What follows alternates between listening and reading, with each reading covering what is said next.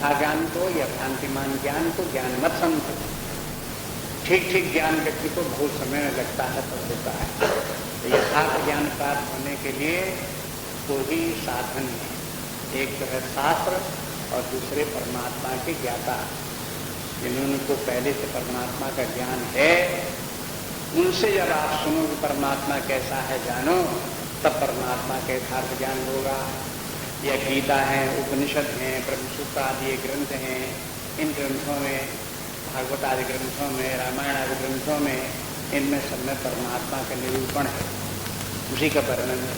ये हैं ग्रंथ इसलिए कि जिनमें परमात्मा का वर्णन हो और उनको सुन करके पढ़ करके व्यक्ति को परमात्मा का ज्ञान है। तुलसीदास इससे रामायण में कहते हैं, यही माँ आदि मध्य अवसाना प्रभु प्रतिपाद्य राम भगवाना। ये रामचरितमानस में बोले क्या कहा तुमने, क्योंकि एक प्रतिपाद्य विषय इस रामचरितमानस में बस यही है कि भगवान राम क्या है, परब्रह्म परमात्मा क्या है, उसका क्या स्वरूप है, उसी का ज्ञान कराना ही इसका मुख्य उद्देश्य है। यही बात सब लोगों, गीता में भी शुरू से आखिर तक क्या है, परमात्मा क्या है उसका ज्ञान कराना। इस अध्याय में भी क्या चल रहा है, ज्ञान विज्ञान योग, ज्ञान बता रहे हैं कि परमात्मा का स्वरूप क्या है, कैसा परमात्मा, उसका विज्ञान अपने अंतरतम में कैसे वो प्राप्त हो जाता है। इसलिए ये ज्ञान जो है वो हो परमात्मा का ज्ञान। और यथार्थ ज्ञान तो अनेक जन्मों में धर्मादि की साधना करते हुए, निष्काम कर्म योग इत्यादि करते हुए, जप तप इत्यादि करते हुए बहुत दिन तक व्यक्ति जब साधना करता है तब उससे उसको ज्ञान प्राप्त होता है। परमात्मा का यथार्थ ज्ञान भी दुर्लभ है, एकदम से नहीं हो जाता। इसलिए पहले तो यही प्रयास करना चाहिए कि परमात्मा का यथार्थ ज्ञान हमको हो, चाहे भले ही हम सुन करके प्राप्त करें, चाहे शास्त्र पढ़ को ही प्राप्त करें, लेकिन जैसा परमात्मा वैसा ज्ञान हमको होना चाहिए। अगर वो परमात्मा का ज्ञान उस प्रकार का हो गया तो हम यहाँ तक पहुँचेंगे। और जब ज्ञानवान है फिर वो उपासना करते हैं, भगवान की भक्ति प्राप्त करने की कोशिश करते हैं। ऐसे ज्ञान को मान लो परोक्ष ज्ञान, तो परमात्मा का परोक्ष ज्ञान या शास्त्रीय ज्ञान प्राप्त करके ही व्यक्ति परमात्मा की शरण में जाता है, नहीं तो परमात्मा पर भरोसा नहीं होता। तो कहते हैं ज्ञानवान माम प्रपद्यते, ज्ञानवान ही मेरी शरण में आते हैं, मेरा आश्रय लेते हैं। जब तक अज्ञान है व्यक्ति का तब तक वो परमात्मा की तरफ ध्यान नहीं देता। और ज्ञान का फल भी है कि वो परमात्मा की शरण में जाए। जब ज्ञान होगा तो परमात्मा का भरोसा होगा, विश्वास होगा। जब विश्वास होगा, उस पर भरोसा होगा, तब उसकी शरण में जाएगा। परमात्मा का यदि ज्ञान भी है लेकिन उसके ऊपर वैसा विश्वास नहीं है और उसकी हम शरण में नहीं गए, तो ये क्या हुआ? इसके माने ज्ञान है ही नहीं।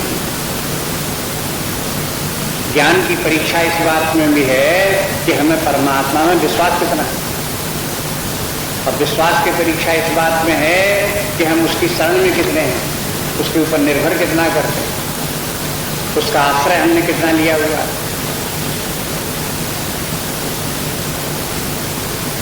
ये तो सब अपने अपने अंदर देखने की बात है। भगवान कहते हैं कि बस इन्हीं बातों को अपने अंदर देखो, समझने की कोशिश करो।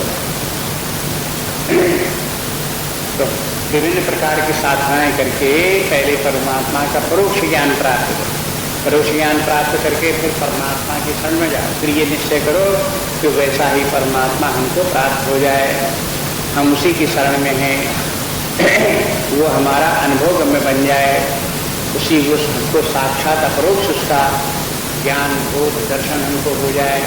इस प्रकार से प्रयास करें और परमात्मा को ही प्राप्त करने की इच्छा रख करके ये सब करें। जब ज्ञानवान होगा उसे समझ में आ जाएगा कि सत्य वस्तु तो एक परमात्मा ही। अगर परमात्मा प्राप्त हुआ तो समझो कुछ प्राप्त हुआ, और परमात्मा नहीं प्राप्त हुआ तो मान मिथ्या कुछ भी प्राप्त हो जाए तो उसके प्राप्त होने से क्या हुआ? ऐसी बात जिसको भी समझ में आ जाए और फिर उस परमात्मा के प्राप्त करने में ही दृढ़ता के साथ लग जाए, तो इसको बोले कि माम प्रपद्य थे, इसी का अर्थ हुआ ऐसा ज्ञानमान माम प्रपद्य। और ज्ञानमान माम प्रपद्य थे, उसका फल क्या हुआ?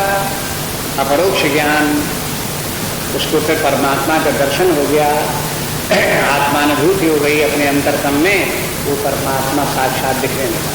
ये शुद्ध चैतन्य, जो अनंत चैतन्य आकाश की तरह सर्वत्र विद्यमान है, जो निर्विकार है, निर्लेप है, शाश्वत है, शुद्ध है, पवित्र है, आनंद स्वरूप, बोध स्वरूप है, ये चेतन सत्ता ही अपनी सत्ता है। उस सत्ता में, उस अनंत चैतन्य में भय मत करो। हाय हम वो कैसे हो सकते हैं, ऐसे डर नहीं जरूर। कहते हैं कि उसका भय छोड़ो, वो परमात्मा ही अपना सुख, वही एकमात्र सत्ता, अपनी सत्ता है। विचार करते करते धीरे धीरे करके उसी भाव में आ जाओ।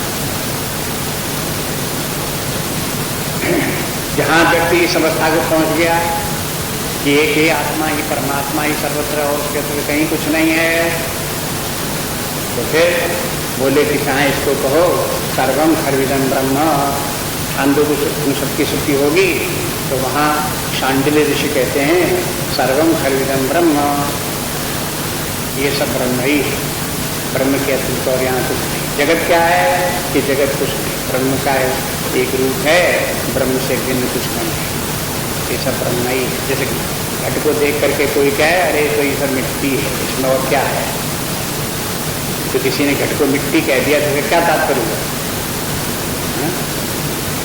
कि सत्य तो बुद्धि रखते हुए, तत्व बुद्धि रखते हुए उसने उसको मिट्टी बोल दिया। ऐसे बोले ये सब क्या है, कुछ नहीं है, ये तो परमात्मा ही का रूप सर, ब्रह्म ही का रूप सर। तो इसके माने ये रूप का कोई सत्ता नहीं है, कोई महत्व नहीं है, एकमात्र ब्रह्म ही सर्वत्र है, ये बात उसने स्वीकार कर। तो ये तो जैसे उसमें उपनिषदों के वाक्य हैं, वहाँ की श्रुतियाँ हैं, वैसी ही गीता की श्रुति क्या है कि वासुदेवा सर्वमिति, वासुदेवा ये सब भगवान कृष्ण ही का सर्वरूप है। ये सारा जगत उसी परमात्मा का ही रूप हो, चाहे परमात्मा कहो, चाहे राम कहो, चाहे कृष्ण कहो, चाहे शिव कहो, ये सबका शिव संकल्प मस्तु, ये सब कुछ जो है वो शिव संकल्प ही है। उस शिव ने परब्रह्म परमात्मा ने ही ये सारा, उसके संकल्प से ही सारा जगत उसकी इच्छा से ही भाषित हो रहा है।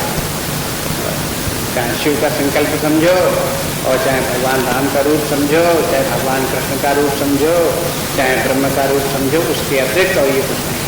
ये सत्य सब एक ही है, जो ब्रह्म है वही राम है।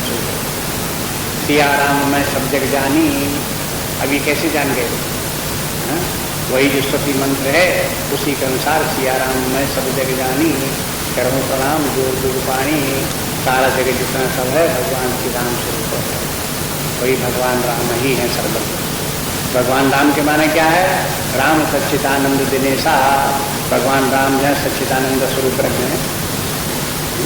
तो ये सारा जगत ब्रह्म स्वरूप ही है, परमात्मा स्वरूप ही है।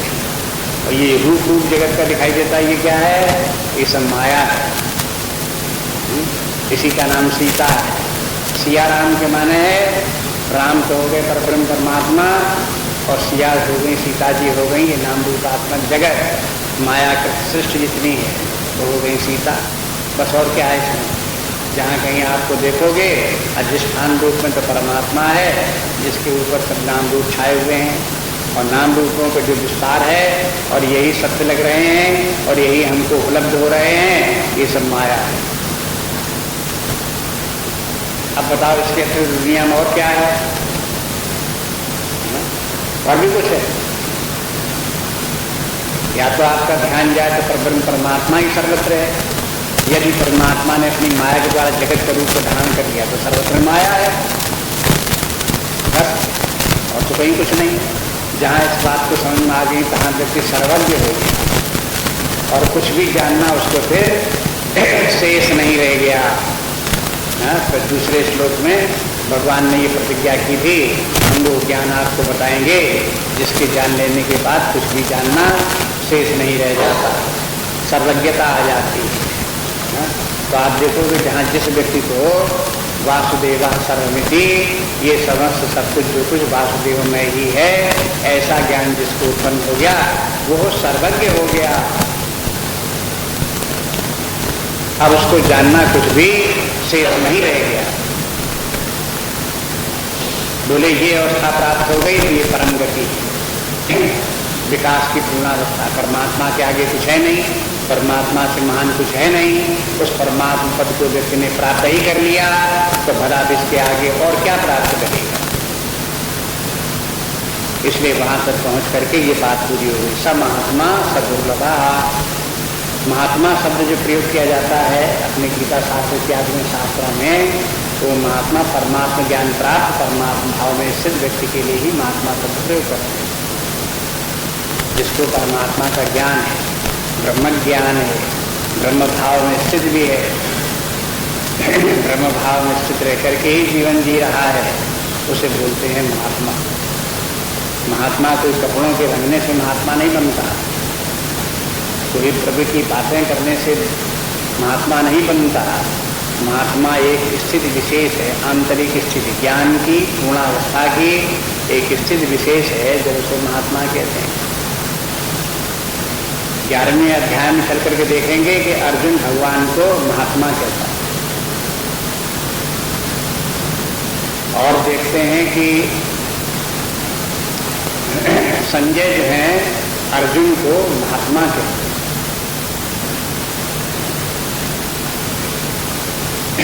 मैंने इससे मालूम पड़ता है कि महात्मा शब्द का प्रयोग कहाँ किया जाता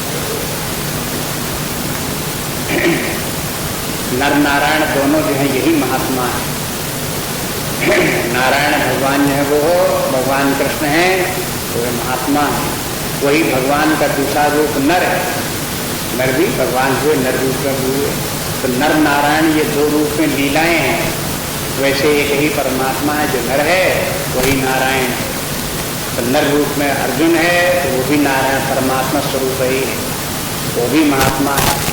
नारायण है भगवान कृष्ण तो वो भी परब्रह्म परमात्मा है, तो वो भी महात्मा है। ये बोलते स महात्मा, ऐसा महात्मा सुदुर्लभ, ऐसे बहुत दुर्लभ। दुर्लभ मैंने रेयर, कभी कभी आपको देखने को कहीं कहीं मिलेंगे। इसके संबंध में बोलते हैं कि देखो चंदनम न तो बने बने, चंदन कहाँ होता है? हर वन में आप जाओ चंदन मिल जाए, पेड़ मिल जाए, तो नहीं होते। चंदनम न तो बने बने, चंदन के जहाँ वृक्ष होते वहीं होते, सब जगह नहीं होते। इसी प्रकार से ये महात्मा, ये संत लोग न ग्रहे ग्रहे, घर घर गांव गांव में सब जगह नहीं मिल जाएंगे। जहाँ होते हैं वही तो बहुत कम होते हैं। इसके माने दुर्लभ, जैसे चंदन का वृक्ष दुर्लभ, ऐसे ही ये महात्मा भी दुर्लभ।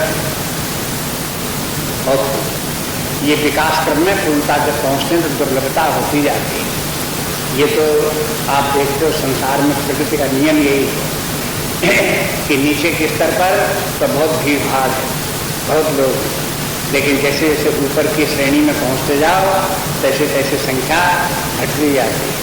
आप विद्यालयों में देखो तो इसी प्रकार से धीरे धीरे करके जैसे जैसे कॉलेज यूनिवर्सिटी के ऊंची क्लास में पहुंचते हैं संख्या घटती चली जाती है, दुर्लभ होते जाते हैं। इसी प्रकार से अगर कहीं कोई व्यक्ति कोई इंडस्ट्री ऐसी लगाए हो जिसमें कोई एक्सपर्ट की उसे जरूरत हो, अपने ही इंडस्ट्री के अपने ही क्षेत्र में, केमिकल में या इलेक्ट्रॉनिक्स में या किसी क्षेत्र में, तो फिर उसको ढूंढने लगे कि हमें इस विषय का मर्मज्ञ विशेषज्ञ चाहिए, योग्य व्यक्ति चाहिए। तब ढूंढता करेगा, जल्दी मिलेगा नहीं। बस 20 बार एडवर्टाइज करेगा, पुरान कितने विज्ञापन निकलेंगे, लेकिन जैसा वो चाहता वैसा नहीं मिलेगा। क्यों? क्योंकि रेयर तमाम नहीं होते उस अवस्था में पहुंचते, स्पेशलाइज्ड लोग। इसी प्रकार से ये महात्मा सुदुर्लभा, बहुत दुर्लभ। आज सरकार में भी देखो कि सरकार में चपरासी तमाम मिल जाएंगे, क्लब तमाम मिल जाएंगे। अब सुपरिंटेंडेंट हो और उसके बाद में फिर डायरेक्टर हो और डिप्टी डायरेक्टर हो, डायरेक्टर हो और फिर कहीं उसके बाद मिनिस्टर हो और कहीं कुछ हो, तो जैसे जैसे ऊपर आप बढ़ते जाओगे तो संख्या घटती जाएगी। अपने देश में चीफ मिनिस्टर भी बहुत है, लेकिन प्राइम मिनिस्टर ये सब दुर्लभ हो गया। देश में अपने देश में राज्यपाल तो बहुत हैं, लेकिन राष्ट्रपति कितने हैं, फिर दुर्लभ हो गए। तो आप देखो कि दुर्लभता जैसे जैसे आगे बढ़ते जाओ तैसे तैसे दुर्लभता बढ़ती जाए। ऐसे ही अपने जीवन के व्यक्तित्व के विकास में और आध्यात्मिक विकास की ऊंचाई में व्यक्ति दुर्लभ होते चले जाते हैं। थोड़ा थोड़ा तो विकास लोग करते हैं, लेकिन उसके आगे फिर एक उनको प्लेटो आ जाता है, बस उसके बाद रुक जाते हैं, फिर आगे विकास उनका नहीं हो पाता, नहीं चल पाता।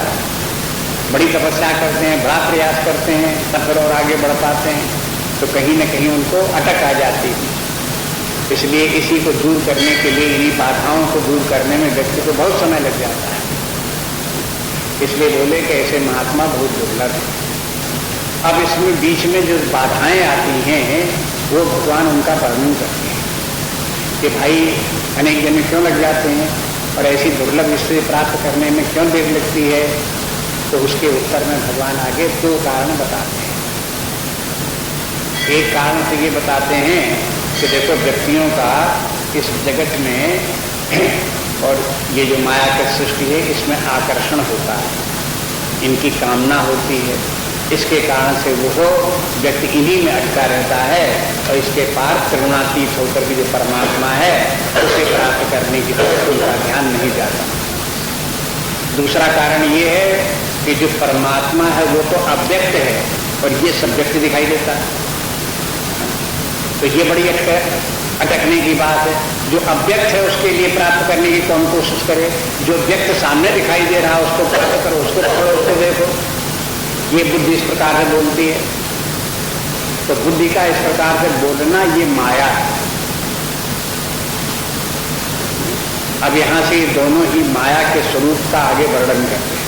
पहले कभी माया अपहृत ज्ञान, देखो माया ने लोगों के ज्ञान को अपहृत कर रखा है।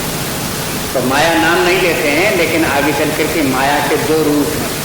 एक तो माया का रूप ये है कि उसने अव्यक्त परमात्मा को ढक रखा है, और दूसरा माया का रूप ये है कि उसने चमक धमक वाली दुनिया सब बना बनू करके धर दी है और वो बड़ी आकर्षक लग रही है।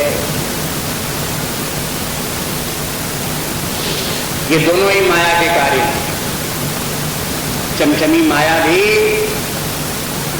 ये भी एक आकर्षण, इसका ये भी बाधा है। दूसरे वो परमात्मा अव्यक्त है, वो दिखाई देता होता तो उसे सब लोग दौड़ पड़ते उसके लिए। जो वो दिखाई नहीं देता, अव्यक्त है, इसलिए उसके प्राप्त नहीं करता। इन दोनों बातों का देखो शास्त्रीय भाषा में ये बात कैसे कही जाती है, तब मैं आपको अपनी भाषा बता दी। अब भगवान कैसे बोलते हैं ये अगले श्लोक में आते हैं। काम इष्टैर्हृतज्ञान प्रपद्यन्ते अन्य देवता तन्निमनास्थाय प्रकृत्याम्यता स्वया। काम इष्टैर्हृतज्ञान प्रपद्यन्ते अन्य देवता तन्निमनास्थाय प्रकृत्याम्यता स्वया।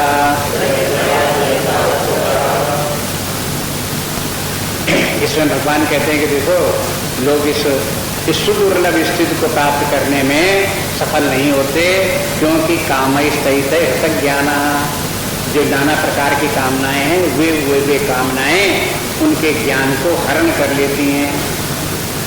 तो जिनका ज्ञान हरण हो गया वो क्या करते हैं?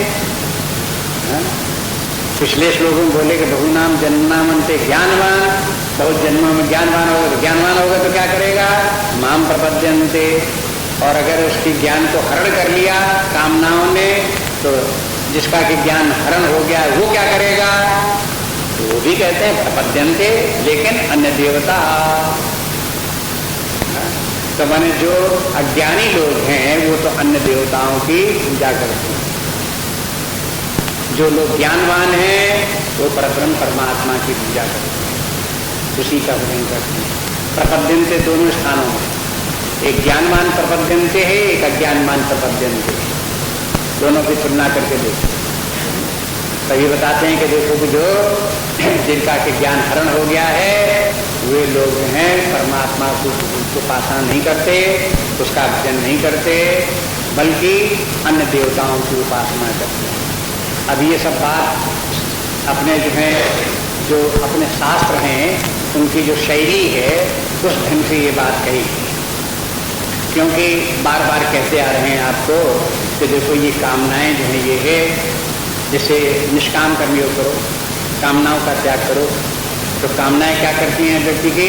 ये कामनाएं ही ज्ञान को आच्छादित कर लेती हैं। कामनाओं के कारण आत्मज्ञान परमात्मा ज्ञान ढक जाता है। इसलिए इन कामनाओं का त्याग करने की बात बराबर कहते आ रहे हैं। यहाँ भी कहते हैं कि कामनाओं को त्यागने के लिए कहते हैं कि कामना का त्याग करेंगे तो अपना कल्याण होगा, रास्ता खुलेगा। लेकिन जब तक कामनाओं को पकड़े बैठे हुए हैं तब तक ये कामनाएं व्यक्ति को परमात्मा से दूर रखती हैं। कामा कामई तैस्तैर्हृतज्ञाना, तई तई के माने है ये उन कामनाओं, माने कामनाओं के एक एक कुंज हैं, ग्रुप हैं। जैसे कुछ कामनाएं शब्द ग्रुप की हैं, कुछ कामनाएं स्पर्श ग्रुप की हैं, कुछ कामनाएं रूप ग्रुप की हैं, कुछ कामनाएं रस ग्रुप की हैं, कुछ कामनाएं गंध ग्रुप की हैं। तो अब ढेरों कामनाएं हो गई, हजारों लाखों कामनाएं हो गई, और एक एक ग्रुप में बहुत बहुत कामनाएं होंगी, और वो इस प्रकार के अनेक ग्रुप हो गए। ये तो काम, ये इतने प्रकार के ही कामना है। अब 5 ही प्रकार की कामना है, उसके बाद थोड़ी है। उसके बाद में कीर्ति की कामना, उसके बाद फिर स्वर्ग की कामना, इस प्रकार की भी कामनाएं। तो आप देखो कि कामनाओं का कोई अंत नहीं, उनके बहुत से ग्रुप हैं और एक एक ग्रुप में बहुत बहुत सी कामनाएं। और हृतज्ञाना के माने उनका हरण कर लिया, मैंने छीन लिया। ये कामनाएं व्यक्तियों के ज्ञान को छीन लेते हैं।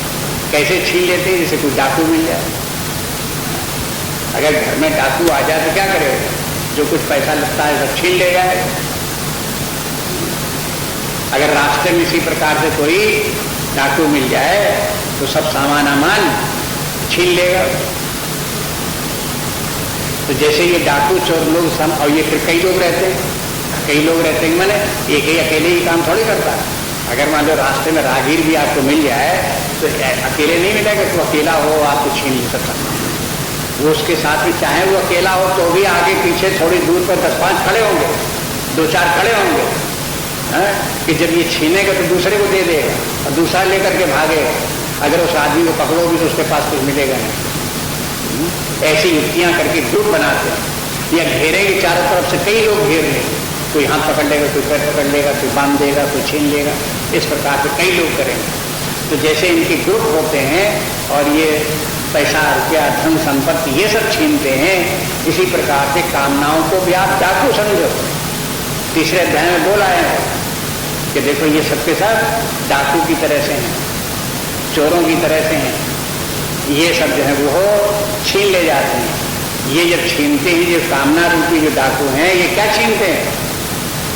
ये पैसा रुपया नहीं छीनते हैं, ये ज्ञान ही छीन ले जाते हैं। तो अब इतनी बात अगर समझ में आ जाए तो आपको ये पता लग जाए कि जिन कामनाओं को आप अपनी छाती से लगाए हुए हैं, बार बार उनको पूरा करने के लिए सारा जीवन उनके लिए होम किए हुए हैं, आपको समझ में आ जाएगा कि ये तो सब डाकू हैं और हमको लूटे लिए जा रहे हैं।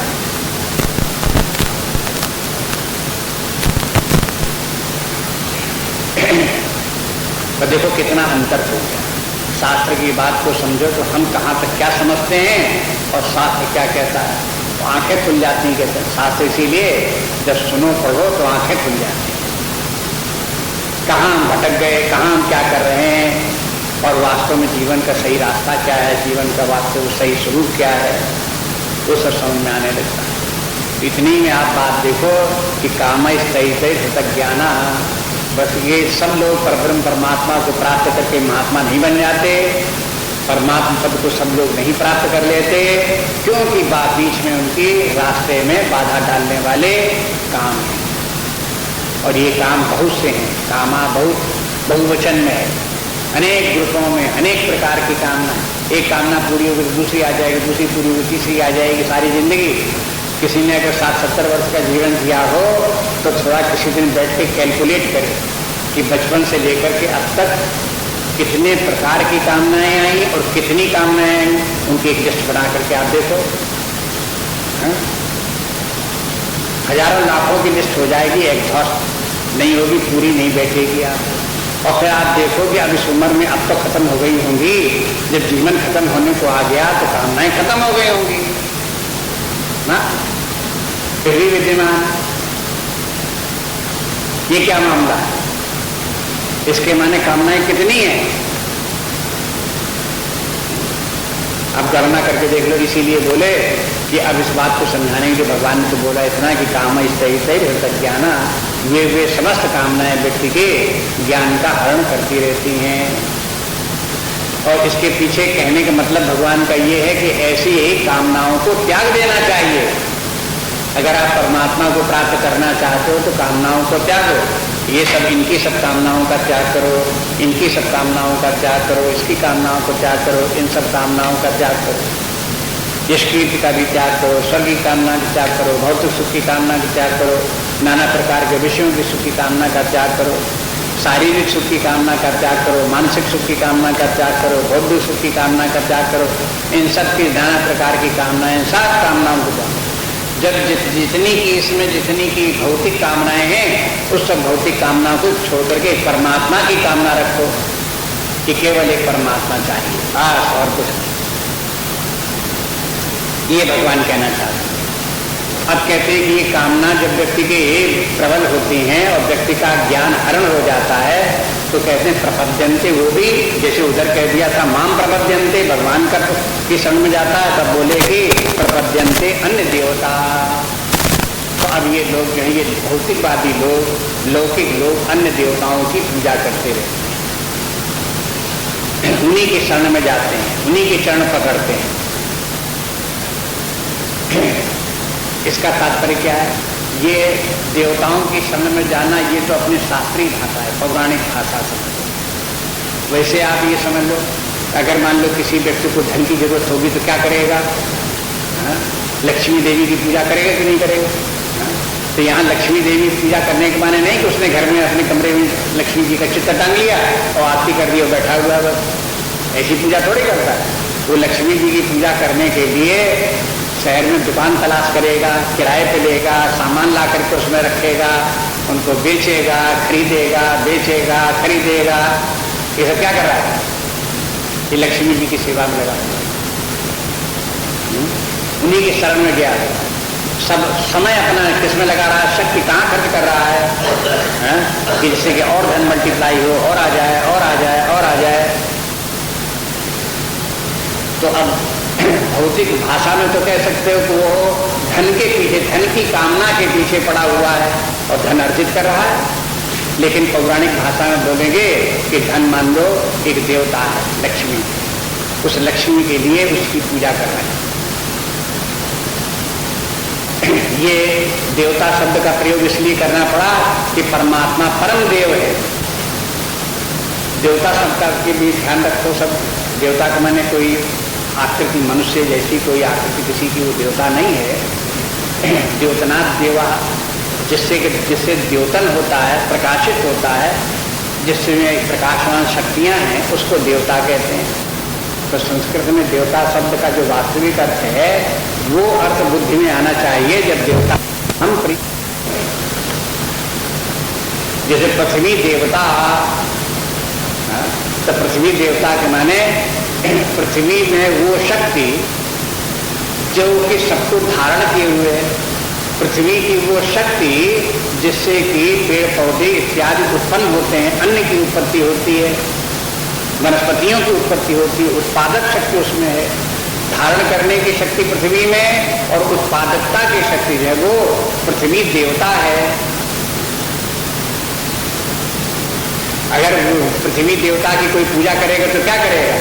हल उठाएगा, बैल को ले जाएगा, खेत में हल जोतेगा, उसमें खेत तैयार करेगा, उसमें खाद डालेगा, पानी लगाएगा, बीज बोएगा और फिर उसमें बीज काट करके उसके बाद पैदा होगा तो ले आएगा ये।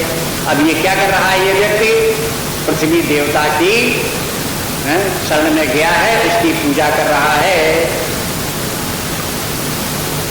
एक से साफ साफ जो हमारा शास्त्र जो कुछ कह रहा है उसका हमारे कन्विक्शन सही बनना चाहिए। यहाँ देवता के मतलब ये नहीं है कि आप हनुमान जी का मंदिर वहां दौड़े गए, आप काली देवी का मंदिर वहां दौड़े गए तो ये पूजा हो गई। ये तो एकात्मक है। कहने का तात्पर्य कि दुनिया में अभी अगर इसको अपने शास्त्र को यूनिवर्सल मानते हैं तो जहाँ जिन देशों में जहाँ पर हनुमान देवता नहीं है, काली देवता नहीं है, तो क्या उन लोगों की कोई कामना नहीं है और वो उन कामनाओं को लेकर किसी देवता की पूजा नहीं करते हैं? वो भी कर रहे हैं। तो एक बात को बोलने का तरीका है सेकुलर टाइप का, लेकिन सेकुलर टाइप से जब बोलते हैं तो वो बात अधूरी होती है, इसलिए उसे स्पिरिचुअलाइज करना पड़ता है। अब ये कहें कि कोई व्यक्ति भूमि की पूजा कर रहा है,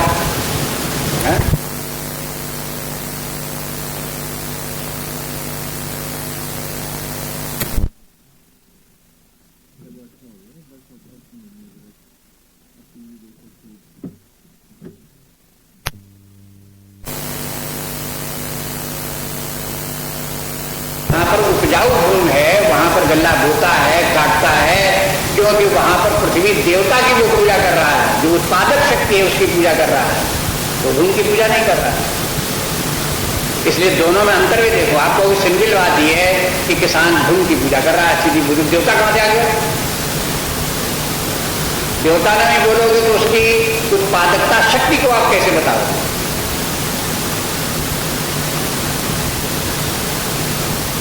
इसलिए बोले कि वो फिर ऐसा व्यक्ति जब वो प्रपद्यन्ते अन्य देवता, अन्य देवता के माने जितनी भी प्रकृति है उस प्रकृति में जितनी भी शक्तियां हैं, प्राकृतिक शक्तियां जितनी भी हैं, उन प्राकृतिक शक्तियों से अपनी कामनाओं को पूर्ण करने के लिए सारी जिंदगी लगा रहता है।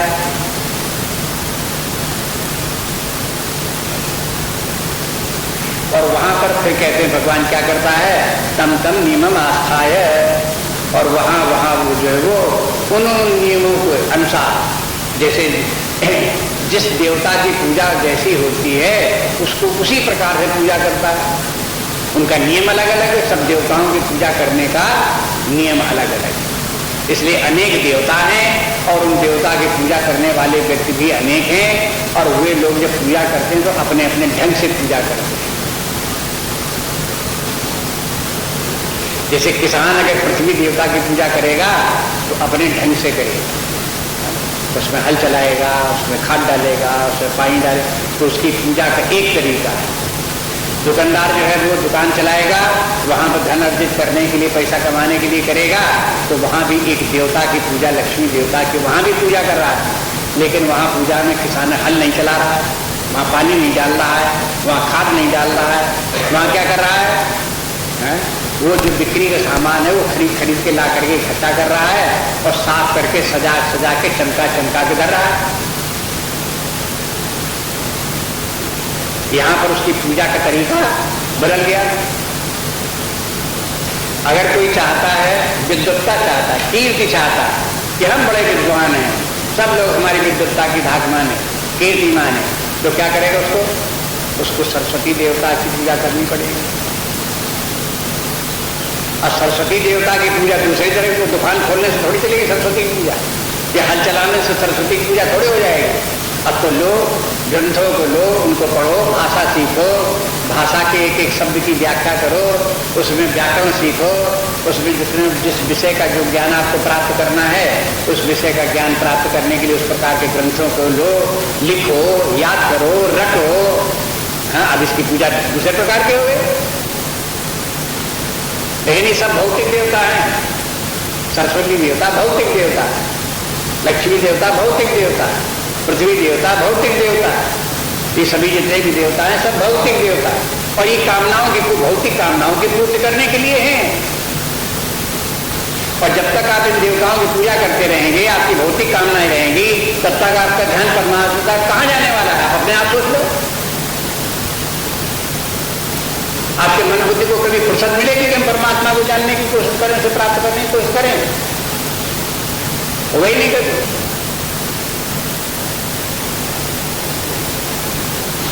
अब बात ये आती है कि जब इतने प्रकार के देवता हैं तो सब लोग एक ही देवता की वहां क्यों नहीं पूजा करते?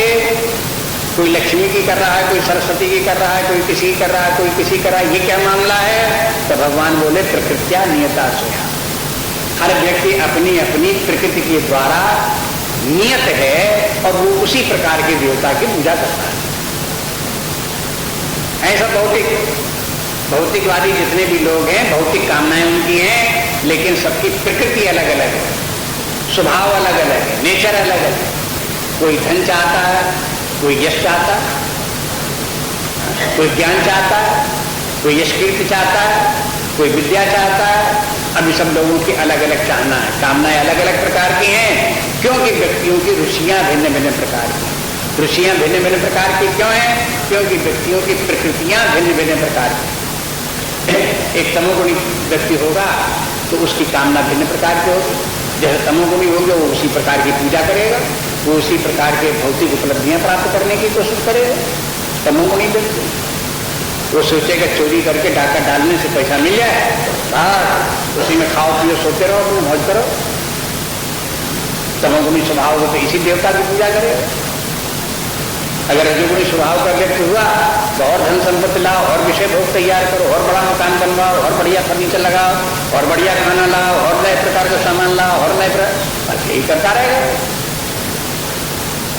रजोगुणी स्वभाव व्यक्ति का होगा, उसकी अपने देवता है और उसकी अपनी प्रकृति है, उसी प्रकार की उसकी लायकी है, उसी प्रकार से उनकी पूजा करेगा।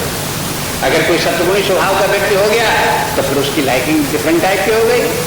सत्वगुणी स्वभाव का व्यक्ति होगा, अपने शांत रहेगा, प्रसन्न रहेगा, अध्ययन करने में लगा रहेगा। 14वें अध्याय में देखो जाके तो सब ज्ञान सबसे प्रिय है। ज्ञान के बारे में परमात्मा का ज्ञान नहीं, एनसाइक्लोपीडिया बनने का ज्ञान। कितने एमए कर लिए, कितनी पीएचडी कर ली, इस बात में उसको वो कहेगा जिस सब्जेक्ट के हम विशेषज्ञ दुनिया में कोई नहीं जानता, मैं हूँ आइंस्टाइन, मैं ही जो है इस प्रकार के रिलेटिविटी के मैं ही जानता हूँ, मैं एटॉमिक एनर्जी को जानता हूँ, और दुनिया भर कहाँ जानता है। इस प्रकार का ज्ञान प्राप्त करने के लिए सत्वगुणी व्यक्ति होगा तो इसी में लगा रहे। आइंस्टाइन के पास जो है वो धन आता था, लोग बात चेक देते थे, डाल देते थे, उसको पुरस्कार के रूप में देते थे, लाखों डॉलर उसे मिला, लेकिन कहते हैं उसको कोई कीमत ही उसकी समझ में नहीं आती थी।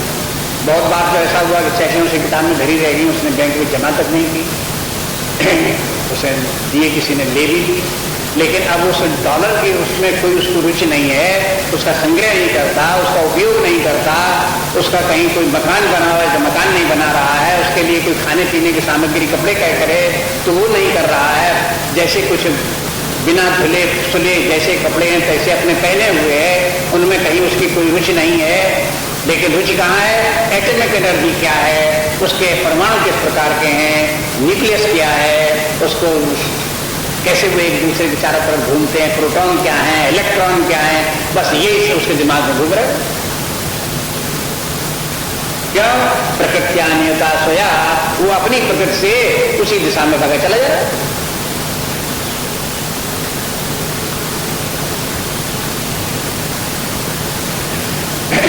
तो ये एक बाधा है।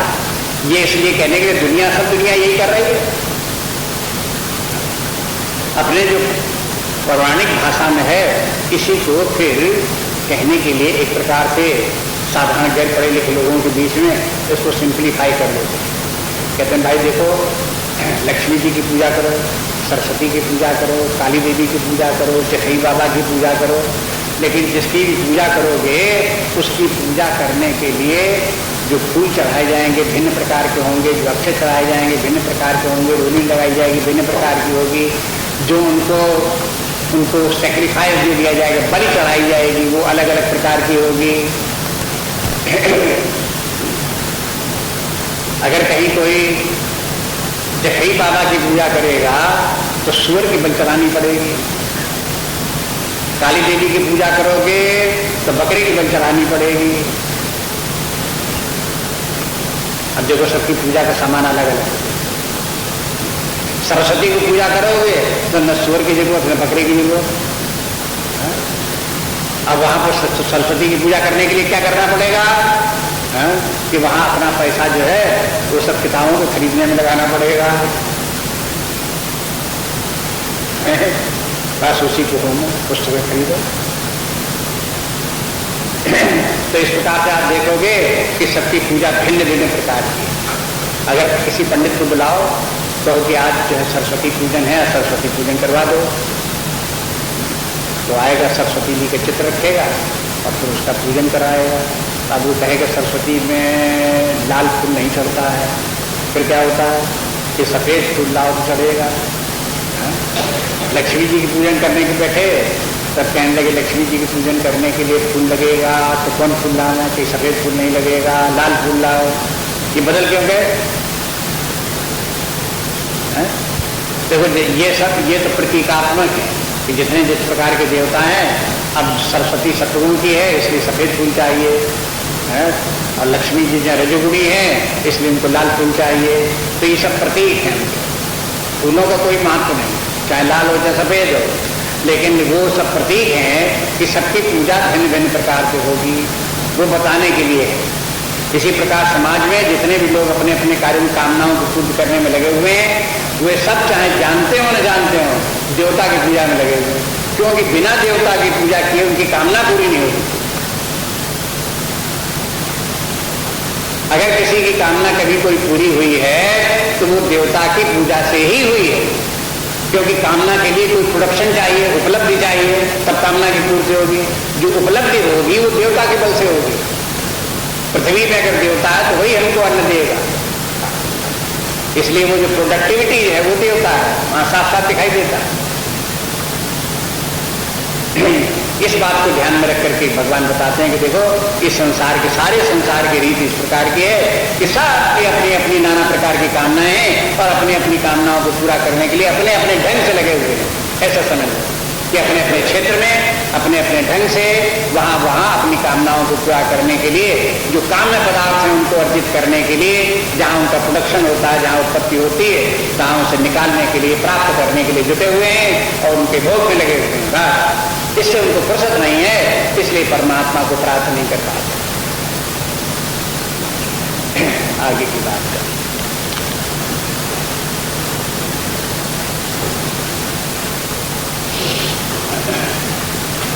नान्या स्पृहा रघुपते हृदय स्मदीये सत्यं वदामि च भवानसिनान्तरात्मा भक्तिं प्रयच्छ रघुपुङ्गवदुर्गराम्ये दोषरहितं कुरु मानसं च। श्रीराम जय राम